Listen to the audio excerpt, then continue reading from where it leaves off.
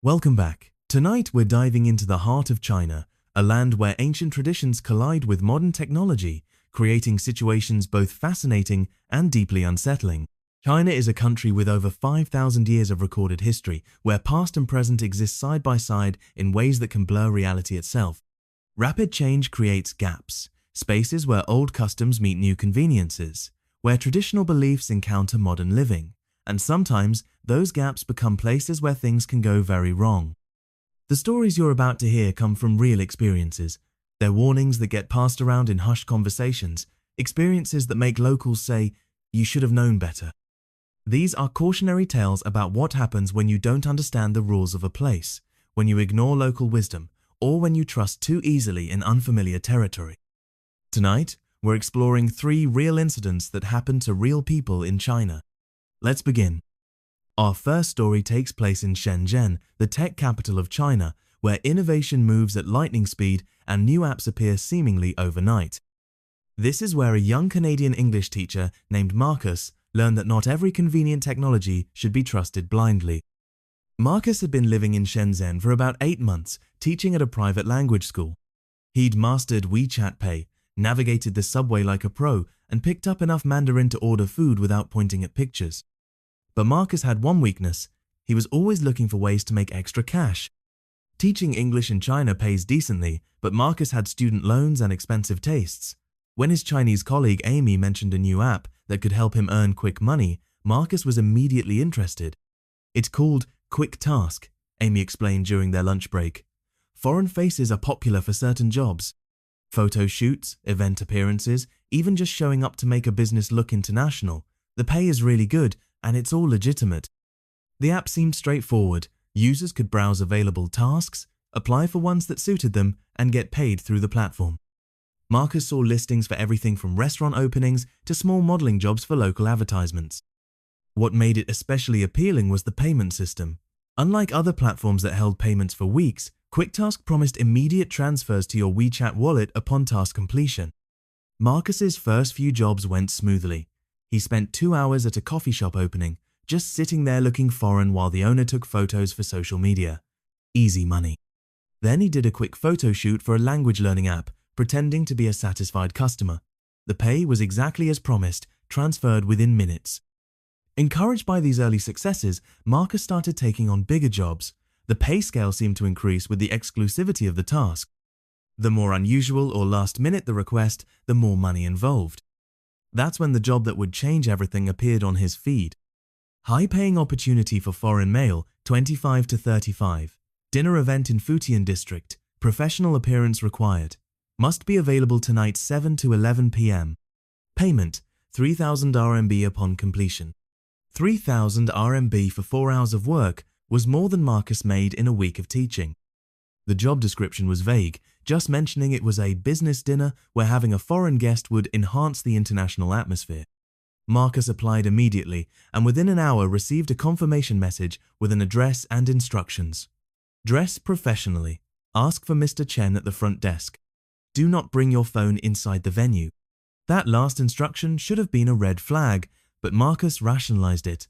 Maybe it was a high-security business meeting. Maybe they were concerned about corporate espionage. In his mind, the high pay justified the unusual requirements. The address led him to an upscale restaurant in a gleaming office tower. Marcus arrived dressed in his best suit, feeling confident. At the front desk, he asked for Mr. Chen and was immediately escorted to a private dining room on the 15th floor. Inside, he found a table set for about 12 people, but only 3 were present. 2 middle-aged Chinese men in expensive suits and 1 young woman who avoided eye contact. The atmosphere felt tense, not at all like the business networking event Marcus had imagined. Mr. Chen, a heavy-set man with gold teeth, greeted Marcus with an overly enthusiastic handshake. "Perfect, you look exactly right, very professional, very international." As the evening progressed, Marcus realized this wasn't a normal business dinner. The conversation, conducted in rapid Mandarin, seemed heated at times. Documents were passed around the table, though Marcus couldn't read the Chinese characters. His role appeared to be purely decorative. Whenever someone took photos or videos, he was positioned prominently in the frame. What really unsettled Marcus was the young woman at the table. She looked terrified, barely touched her food, and kept glancing toward the door as if planning an escape. When Marcus tried to make friendly conversation with her in English, one of the men sharply told him to focus on his meal. About 2 hours in, Marcus excused himself to use the restroom. In the hallway, he overheard staff members talking in hushed tones. His Mandarin wasn't perfect, but he caught enough to understand they were discussing the foreigner and something about making it look legitimate. That's when it hit him. He wasn't there to add international flair to a business meeting. He was there to make something illegal look legal. His foreign face was being used as a prop in what was clearly some kind of criminal activity. Marcus's mind raced. The no-phone policy suddenly made perfect sense. They didn't want him documenting anything or calling for help. The high pay was because they needed someone desperate enough not to ask questions. When he returned to the dining room, Marcus announced he wasn't feeling well and needed to leave early. Mr. Chen's friendly demeanor instantly vanished. "You agreed to stay until 11, he said coldly. "The payment depends on completing the full task." But Marcus was already backing toward the door. "Keep the money," he said, his voice shaking. "I'm leaving now." He practically ran to the elevator, expecting someone to stop him, but no one followed. The entire ride down, his hands trembled as he realized how close he'd come to being an unwitting accomplice in something criminal. Marcus never used the QuickTask app again. Later, he learned that fake business meetings using foreign faces were a common way to legitimize illegal transactions, making them appear like international business deals to anyone investigating. The lesson was clear. In a world where your foreign appearance has value, not everyone wanting to pay for it has good intentions. Chapter 3. The Ancestral House. Our second story takes us to Guangzhou, where a young American architect named Sarah learned that some traditions exist for reasons far more serious than superstition.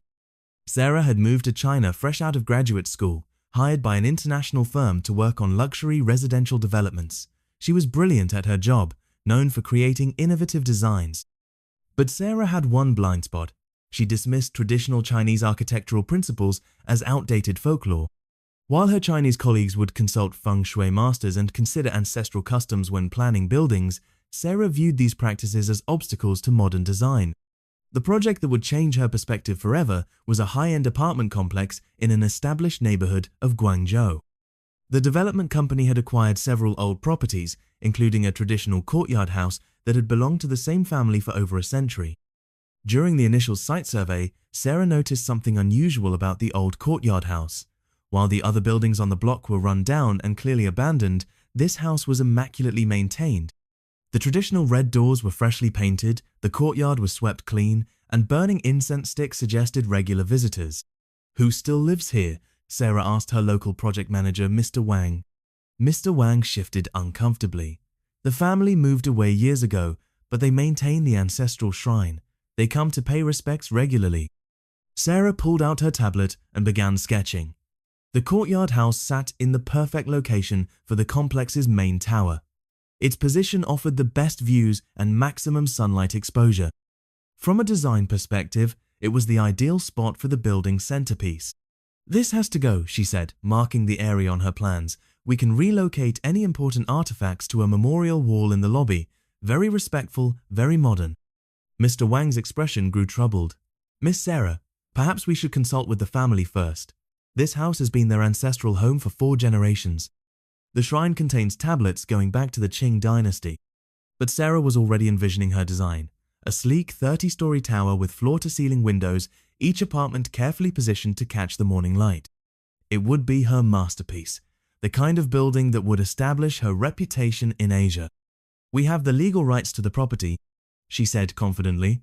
"The family was compensated fairly for the land. We're not required to preserve every old building just because someone's great-grandfather lived there." Despite Mr. Wang's obvious reluctance, Sarah pushed forward with her plans. The demolition was scheduled for a Tuesday morning in late October. Sarah arrived early to oversee the process, excited to see her vision take its first concrete step toward reality. The demolition crew seemed nervous as they set up their equipment. Several workers kept glancing at the ancestral shrine visible through the courtyard's main entrance. Sarah noticed them whispering among themselves, but she attributed it to normal pre-job jitters. "Let's get started," she called out in her limited Mandarin, gesturing toward the house. The crew leader, an older man named Chen, approached her hesitantly. "Miss, perhaps we should wait. The family." They asked for one more day to properly relocate the ancestral tablets. It's important to follow the correct ceremony. Sarah checked her watch impatiently. We're already behind schedule. The tablets can be moved this afternoon. Let's begin with the outer walls. What happened next would replay in Sarah's mind for years to come. The moment the first sledgehammer struck the exterior wall, the sound that emerged wasn't the expected crash of breaking brick. Instead, a low, resonant tone filled the air, almost like a temple bell. The workers immediately stopped, looking around in confusion. Then the wind picked up. What had been a calm, clear morning suddenly turned blustery. Dust and debris swirled around the courtyard in patterns that seemed to move against the natural airflow. But Sarah, focused on her timeline, waved for the crew to continue. "It's just wind," she called out. "Keep working." Over the next hour, a series of increasingly strange incidents occurred. Tools mysteriously went missing, only to reappear in impossible locations. A sledgehammer that fell from a worker's hands somehow ended up on the roof. Power tools shut off repeatedly despite being fully charged. Most unsettling were the sounds. As the demolition progressed, workers reported hearing voices coming from inside the walls. Not screams or cries, but what sounded like multiple people having quiet conversations in an old dialect of Cantonese that none of the younger workers could understand. The breaking point came when they reached the ancestral shrine room. As the crew prepared to carefully remove the wooden tablets and bronze artifacts, Sarah stepped inside to document the process for her records. The shrine room was beautiful, with intricate woodwork and generations of family photos arranged around an ornate altar. But as Sarah raised her camera, she noticed something that made her blood run cold. In several of the old black and white family photos, there appeared to be an additional figure that didn't belong. A woman in Western clothing with features that looked distinctly non-Chinese. The figure appeared in photos spanning different decades, sometimes in the background, sometimes standing directly with the family. The woman looked exactly like Sarah. Sarah stared at the photos, her hands shaking. It was impossible. These photos were clearly old, some dating back to the early 1900s based on the clothing and photo quality. But the resemblance was unmistakable. Same hair, same facial structure, same posture. Mr. Wang appeared beside her, his face pale. "Miss Sarah," he said quietly, "I think we need to stop." "This is just a coincidence," Sarah whispered, but her voice lacked conviction. Photo quality from that era. Faces can look similar. But as she continued staring at the images, Sarah realized something that made her stomach drop. In every photo where the foreign woman appeared, she was standing in exactly the same position Sarah had chosen for her apartment tower. The woman was always positioned where Sarah wanted to build, as if marking the spot. Sarah lowered her camera and backed out of the shrine room. "Stop the demolition," she called to the crew. "We're done for today." The workers didn't need to be told twice. Within minutes, they had packed up their equipment and left the site. That afternoon, Sarah met with the property family to discuss relocating the shrine to a place of honor within the new development. But more importantly, she redesigned the entire complex to preserve the courtyard house as a central courtyard, integrating traditional elements with modern architecture. The building that eventually rose around the preserved ancestral home became one of Guangzhou's most sought-after addresses. Residents often commented on the peaceful energy of the complex and the sense of harmony between old and new. Sarah never looked at those photos again, but she never forgot the lesson they taught her. Some traditions carry wisdom that transcends cultural understanding, and dismissing them isn't just disrespectful, it can be dangerous. Chapter 4. The Empty Building. Our final story takes us to Beijing, where a German exchange student named Klaus discovered that in a city rebuilding itself at breakneck speed, not every empty building is simply waiting for demolition. Klaus was studying urban planning at Beijing University, fascinated by how rapidly the city was transforming. For his thesis project, he wanted to document this transition by photographing abandoned buildings before they were demolished. Urban exploration had been Klaus's hobby back in Berlin. In Beijing, he saw an incredible opportunity. The city was full of half-demolished structures, empty apartment blocks, and construction sites frozen in time. Through online forums, Klaus connected with other urban explorers in Beijing. They exchanged locations, safety tips, and stories of their adventures. That's how Klaus learned about the Dongcheng apartment complex. According to the forum posts, the complex had been built in the early 2000s, but never fully occupied due to construction defects and legal issues between the developer and the city. It sat empty for years, a modern ghost town of 12 residential towers connected by skywalks and underground tunnels. What made it particularly intriguing to urban explorers was its completeness. Unlike most abandoned buildings that were stripped of anything valuable, the Dongcheng complex was frozen in time. Furniture remained in the model apartment, elevator music still played in some buildings, and emergency lighting kept the hallways dimly illuminated. Klaus spent weeks researching the complex online, gathering architectural plans and reading news articles about the original development disputes. Everything suggested it was simply an expensive mistake, waiting for someone to figure out what to do with it. On a cold Saturday in November, Klaus decided to explore the complex. He packed his camera equipment, flashlights, and a portable battery pack for his phone. Following the directions he'd found online, he took the subway to an outer district and walked 20 minutes through increasingly empty streets. The complex was exactly as described in the forum posts, 12 towers rising into the grey Beijing sky, connected by covered walkways that gave the whole place an almost futuristic appearance.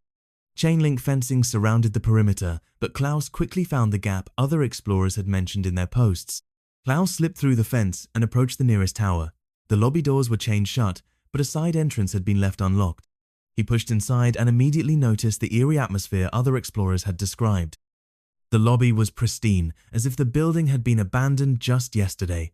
Marble floors gleamed under emergency lighting, and a digital display still showed the current date and time. But there were no sounds of life anywhere, no traffic noise from outside, no hum of ventilation systems, just an oppressive silence. Klaus began methodically photographing each floor, documenting the empty apartments with their staged furniture and panoramic city views.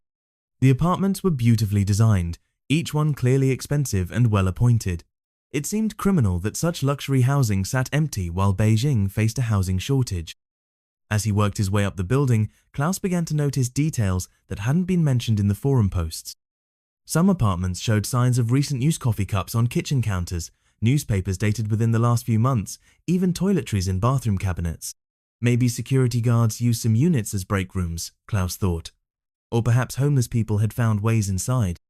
But on the 8th floor, Klaus discovered something that made him deeply uncomfortable. In one of the larger apartments, the living room had been converted into what looked like a surveillance center. Multiple computer monitors lined one wall, and cables snaked across the floor connecting various electronic equipment. Most of the screens were dark, but 2 showed live feeds from security cameras. Klaus recognized the views immediately. They were interior shots of the very building he was exploring. Hallways, lobby areas, even the stairwells he'd been using. Someone was watching the complex from inside the complex. His blood ran cold as he realized the implications. This wasn't an abandoned building at all. Someone was actively monitoring it, and they had been watching him since the moment he entered. Klaus grabbed his equipment and headed for the stairwell, moving as quickly as he could without making noise. But as he reached the 5th floor, he heard something that made his heart stop. Elevator music. One of the elevators was moving. Klaus pressed himself against the stairwell wall and listened. The elevator stopped at the 6th floor, just 1 floor above where he was hiding. He heard the familiar ding of doors opening, then footsteps in the hallway. Multiple sets of footsteps, moving with purpose. Klaus realized he had 2 choices: try to make it down 5 flights of stairs and across the lobby to the exit, or hide somewhere and hope whoever was searching for him would give up. He chose to run. Klaus descended the stairs 3 steps at a time, trying to balance speed with stealth. Behind him, he could hear doors opening and closing as his pursuers systematically searched each floor. They were working their way down, just as he was. When Klaus reached the lobby, he could see the side entrance he'd used to enter the building, but between him and freedom, security cameras tracked his movement with mechanical precision. Red recording lights blinked ominously as the cameras followed his progress across the marble floor. Klaus burst through the exit and ran toward the fence gap, not caring about noise anymore. Behind him, he heard the building's main doors opening and shouts in Mandarin. He didn't look back.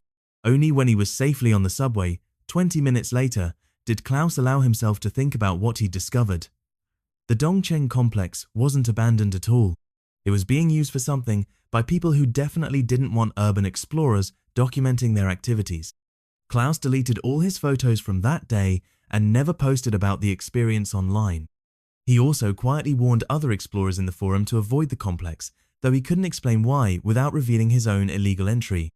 Later research revealed that the complex had indeed been sold to a private security company, though for what purpose remained unclear.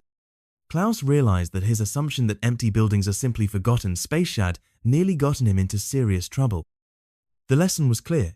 In a country undergoing rapid change, appearances can be deceiving. That abandoned building might not be abandoned at all.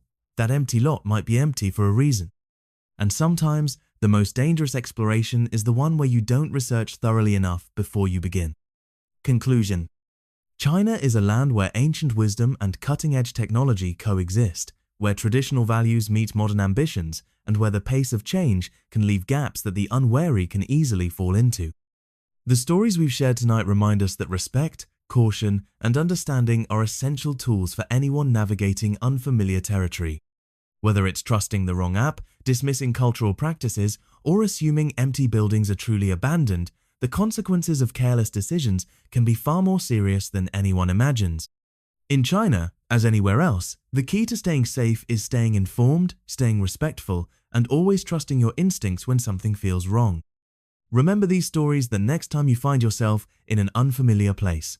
Sometimes the best adventure is the one that ends with you safely back home with nothing more dangerous than a good story to tell.